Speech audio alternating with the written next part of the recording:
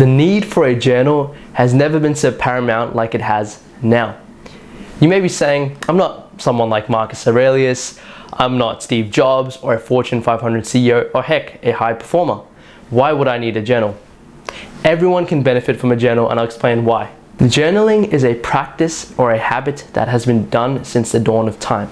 We've seen famous emperors like Marcus Aurelius, Stoics like Seneca, entrepreneurs like Steve Jobs and Benjamin Franklin, and a plethora of people that can list off. All of these people have a journal. And in fact, Marcus Aurelius' Meditations, which many people say it's a really good book, is in fact simply his journal entries to himself. It was never meant to be seen or read by anyone else other than him. So journaling has a lot of value, especially when it comes to introspection and reflection, because you really sit down and put your thoughts into words. Aside from the meditative effect it has, it is quite good. I could go harping on about thousands of benefits, but I'm pretty sure you clicked on this video because you know most of the benefits. So I'll go straight into the two types of journals you should have. And the first one you should have is a yearly journal. A yearly journal is a journal that essentially shows long-term goals and long-term ideologies and lessons learnt. So it's not for daily sort of use, it's more long-term sort of thinking. And I'll show you each of these sort of journals I'm about to present shortly, but the first one is the yearly journal, just long-term goals. The next journal you should have, or the second one you should have, is a daily journal. In the daily journal, what I've done is I've coincided a habit tracker and gratitude journaling. So those two combined. And I've sort of shifted the gratitude journaling to a different sort of journaling with thinking and stuff like that, but that's how you do it. So habit tracking, you could essentially do, did I get good sleep? Did I meditate? Did I exercise? Did I journal? Did I read? Things of that nature, whatever habits you want to track. So that can be really beneficial from that point of view. This is what the yearly journal looks like. It's A4, you sort of want a bigger sort of page. You don't want something small like this. This is useful for your daily journaling, but for yearly journaling and stuff like that, long term, this. So what you can do at the start, which is what I learned from Clark Kegley, essentially you can put down a phrase you're associated with and the year. You can put on the sides as well. And the reason why I'm showing you 2020 is because this is the one I can't find. I can't find the other ones for some reasons, which is weird. But this is also very descriptive, so that's not a problem. So I'll open this up. You want to get books that don't have a line in them. So yeah, it doesn't have a line. You want stuff like that. And normally I just start on the next page, sort of fresh, leave this page out. So boom. You can see it's quite a lot of stuff. So let's break each page down. So the first sort of area, put your name there, put the year. You can make your name bigger, smaller, same thing. But you may be saying, what's this big number here? It's quite big compared to a lot of things. This number, it's kind of morbid, but essentially it reflects the amount of days I have left. And I think this was until 80, but it's up to you what you want to put it to. You can put it up to 80, 90. So essentially multiply how many days you have left until you reach that age by days. So this is how many days I have left, I think till 80, 85 or 90. So that's what you do. And you can put a quote here, refusing to settle, stop settling, start living. The past does not equal the future, my omega, so what you want to have, just put passport, business, education. And here, these are some quotes. So this page, I guess you want to put for more sort of quotes because you want to open it up quick and sort of towards the front page. Some quotes to, I guess, that resembles or accentuates your thoughts. So at that time, salt and sugar look the same. Be careful who you trust. That was important to me. Procrastination equals poverty. Very true, I believe. Roll your glutes was a funny one. Reacting is easy. Responding is hard. And yeah, what's important now? Win. And stop giving people time who don't respect your time. So stuff like that. You can put your quotes. It can be pretty much anything. This on the next page is a thing that I'm probably going to do for each of them, and I love it so much, but it essentially reflects your birth till death. So by the time from 0 to 25, you're going to be involved in education. Then from 26 to 70, you're going to work 9 to 5, which I pulled a figure was like around 85% of Australians, if not more. And then for 20 years, you're going to have freedom, then you'll die.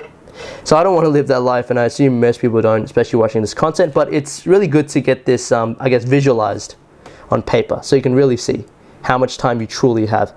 And then this pie chart even goes further. So you have 24 hours in a in a day, and then that equates to 168 hours in a week, which equates to 8,760 hours a year, and 2,080 hours you work in that year, and then 2,912 you sleep in that year. So you can effectively see that your hours do get kind of drained really, really quickly.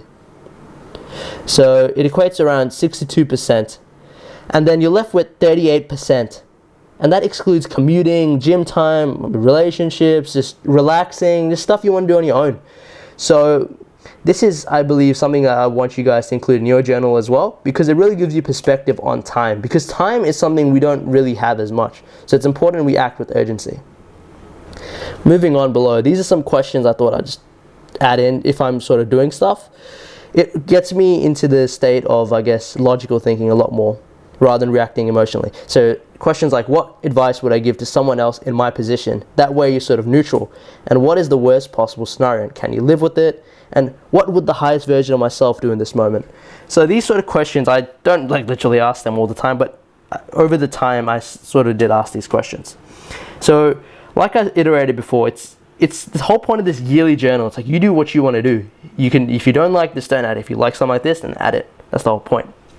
Next thing I did was, if you guys remember like alarms and stuff, there's alarms like with math puzzles and stuff. This was an alarm where you scan the barcode, then it will turn off. So I haven't added this in my new one. I don't think I really need to. I think I may, but no, because I still wake up on time, so no need. But at that time, it wasn't too good. So essentially, I wrote why it's important to wake up early. I did maths with like, if you sleep at 11 and wake up at 9, it's 10 hours spent sleeping. Opposed to you sleep 6 hours, I could sleep 6 hours easily and feel rested at the time. So then how many hours you'd save, how much that equates in days, a month, stuff like that. Like I said, it's very flexible. You can see how you want to do it. It's really up to you. The next thing I did was weekly KPIs. Weekly KPIs of a basketball business, like running and workout, business video, script, editing like once a week, education, attend all classes, complete all tasks handed, and then I put a quote of Warren Buffett. So you can see it's quite relaxing and quite freeing. You can do whatever you want to do. Like, you want to do weekly KPIs, go ahead and do weekly KPIs. And this isn't something I did in one sitting. It's not like I did this at the start of January 2020 and stuff. This is something I did over time. And that's the beauty about this journaling. It's not something you do in 1 week, 2 weeks. It's something you do throughout the year. Because your goals can change, your KPIs can change. And the next thing is I put my laws, like what pleasure is temporary, don't argue and stick to your mission, things like that. 3 energy wasters, which I thought I'd find through other videos and stuff, and just pretty much pouring my knowledge here. And once you journal, you'll be surprised how much of this is still prevalent till this day. Like, good opportunities. There've been so many times that I've opted for good opportunities instead of great. And it's good to take good opportunities, especially if you're in not a good position, but you've really got to take those great opportunities that will propel you the most. And see that? Next page, empty. So you don't need a lot there. Now what you guys do is essentially you divide the book by however pages it has. So you put like a little bookmark sort of thing there and just put 1. You want to do 4 or 5 sections, it's up to you. I put basketball here. Pretty sure this is empty. Yep, empty it is. Now if I move on, let's go number 2. Number 2, here we go. Business. So you can earmark it like this so you can easily navigate. And then I put YouTube stuff here. Just basic stuff like that. You don't lack equipment, but rather resourcefulness and devotion. See, 2020 me hearing you a lot more. So if you do stuff like this, you'll realize that there's a lot of mistakes you're repeating, which is the whole point of journaling, and which is why these high performers journal. This education or growth part is essentially me taking notes of like videos I really love, like think, execute, evaluate. This how to take on a Goliath, which is Patrick Bet-David or Valuetainment's popular video, how to improve work ethic, things like that. It's really, really up to you. That's that part. But now, freedom, put random stuff, what do you want to. But now the most important part, or a really important part out of this journal, is the big 1% goals. So here you have 3 distinct categories. You have work, you have rest, and you have play. Work, you put things like obviously related to your work. Maybe you want to achieve XYZ income this financial year, this calendar year, because it's calendar year. So you want to do that. But the whole idea and the mistakes I made here was I somehow made on somehow, I went for goals that are not proper goals. They're like lagging indicators in a sense. So for instance, if you want to be successful on YouTube, putting like a dollar amount or something like that, that's not really the best way, because you can't control it. What you can control is how many videos you upload, how consistent you are, if the quality of the video is improving. So it's got to be a smart goal.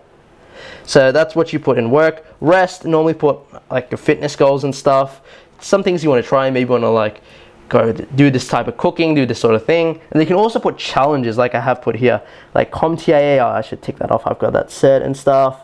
Things like that. It's just whatever you want to do.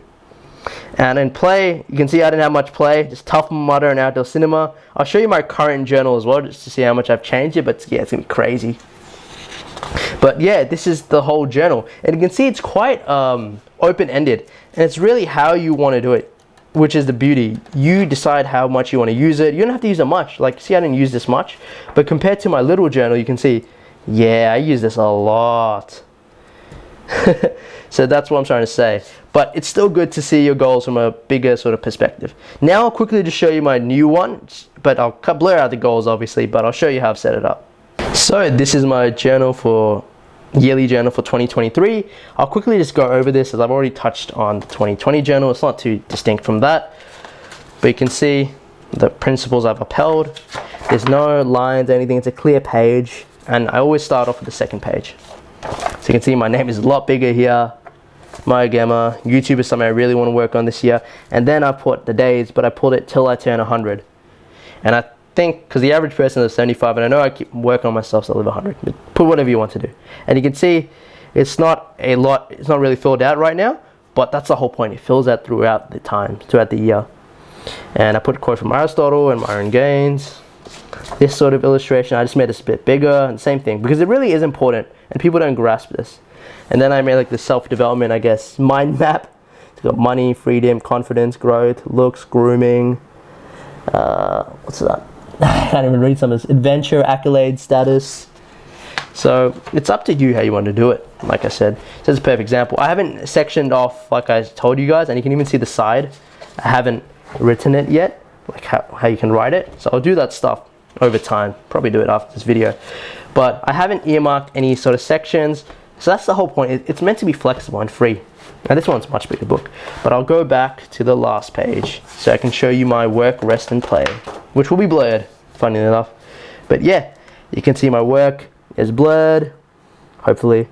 But essentially, work goals, like I read before, it's what you want to do, what your goals are in relation to making money. So things I have is like make 150 videos this year, hire a full-time editor, and get a funded account sort of trading. That's the sort of goal I have. And spend $5,000 on education, because I've been very lax with education. I should spend a lot more on education. Rest, I put like clean and declutter the house. I put like get a 1.62 waist to shoulder ratio. Get like perfect my summer wardrobe, get some basic stuff. Play, I put like skydiving, travel solo Bali, outdoor cinema, VMAX and 4D, Gold Coast, stuff like that.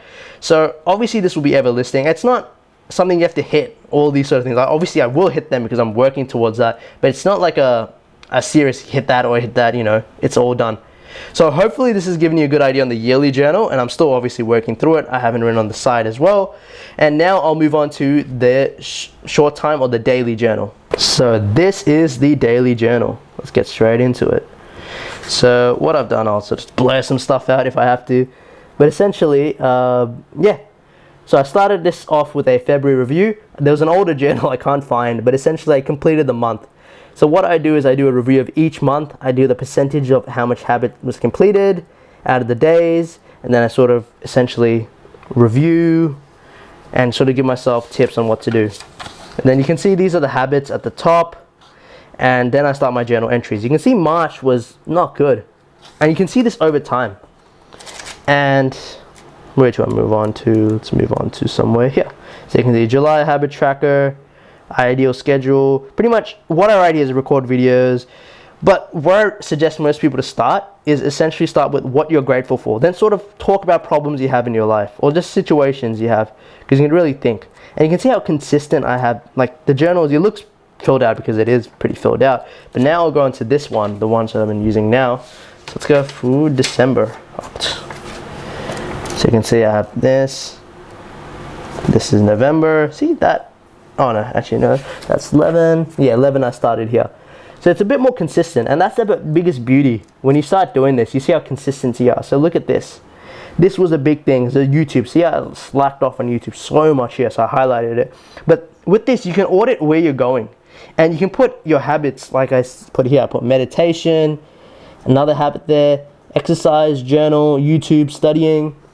And then I pretty much document everything. First to second to third, pretty much plan what I'm doing, what I'm thinking, things like that. So I won't show too much more of this, obviously, as it's private information, but hopefully you understand what I mean. You do a habit tracker like this, you tick it off, you got the days on the y-axis, you got the total there. Then at the end, you do a review for the month. And the way you do the review for the month, sort of like how I did here, is you essentially tally up the habit. And then you sort of write, okay, what do I have to do? You know, what things I did good, what things I did bad. And then you compare it to like maybe last month, last 3 months, or however you want to compare it. So that way this habit is quite beneficial. And it really does help you just think and get your thoughts on paper and allow you to relax. And I'll talk about that just shortly. I hoped me showcasing you the yearly and the daily journal provided you with some inspiration and allowed you to actually start journaling yourself. And I can't describe in words how beneficial journaling truly is. It really is beneficial because, as you would have seen, I mentioned in the clip, essentially there was a one dot point, essentially don't settle for good opportunities, but rather focus on great opportunities. This was a mistake that I was sort of making consistently. Like last year, I settled on a really great opportunity, but essentially this was, if you consider my life, I was hopping on the good opportunities rather than preparing myself for the great opportunities to rise. And younger me here already had that answer. So when you journal and when you introspect, you'll realize there's so many things about yourself that you were having issues with. You'll find the answer. The answer's all there. And how many of the times do you guys know what to do?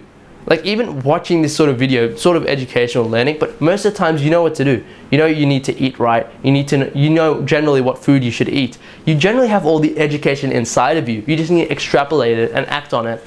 So that's what it does. And another thing I want to bring out here is don't worry about being perfect. Like remove perfectionism. Because as you can see, my 2020 sort of journal, there were some things that were really, really good about it. I planned it out, all that. But look at my 2023 journal. Like yes, I built up on it and it's pretty good, but it's not done yet. And that's the whole point of this. It's supposed to be a practice. And the easier it is and the less barrier to resistance, the more you're going to do it, right? And a note on consistency. You would have seen my daily journal. I was somewhat, I wouldn't say consistent. I was doing some work here and there, but I wouldn't say really consistent throughout the earlier months. And then towards the end, you could see how consistent I got. Everything was being ticked. Yep. That happened, that didn't happen. And you can see how much that really affected me in a sense. And I want you to imagine, how would you feel if you're tracking, you know, if I'm reading today, if I've journaled, if I educated my mind or something, studied, if I meditated, if I exercised, and then you keep tracking this. Because once you also look back with a sense of pride as, wow, I've done this, I can't believe it. And it gives you a sort of confidence that you could never have, because confidence, you can't fake confidence. That's like real confidence because you know what you've done, because you've become competent. So that's another benefit you get with this. But I hope this video served as an entry or a gateway to you to start journaling, and it is truly life-changing, and I cannot stress this enough. Just try it. You don't have to do it every day, like I alluded before. Just try it. Maybe, you know, make a habit of just getting there. Don't even have to worry about how long you write, how many minutes. Just get to the journal and then write a word. Like, make the barrier to entry so low, and I guarantee you'll be surprised with the outcomes you receive at the end. If you enjoyed this video, please make sure you hit like and comment below if you have any suggestions, any add-ons to improve my own journaling practice or something unique you do yourself, which I want to implement. So do that, and if you like videos like this, please make sure to hit subscribe, and I'll catch you guys next time. See ya!